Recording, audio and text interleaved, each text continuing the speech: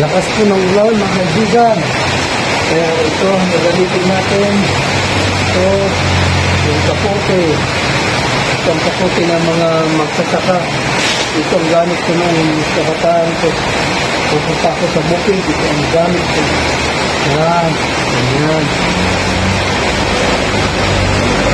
Natalo lang na ganyan. Okay na. Tapos, hindi mo pwedeng gamitin ito. Kasi mababasa din ang ulo mo pag gagamitin ito. Tatagos ang tubig dito sa sombrero. Kaya ang gagamitin natin ay itong salako. Yan, salako. Ganito mga ganyan. Salako ang gagamitin natin. Yan, diba? Ang ganda.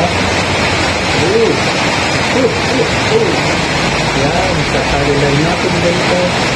Ang ganda yan. Ang salako. Ito para sa ulan ng mamaya. At titignan natin yung ating mga halaman. Kung nabasa na. Yan, ganda. Wow. Ito, season of season.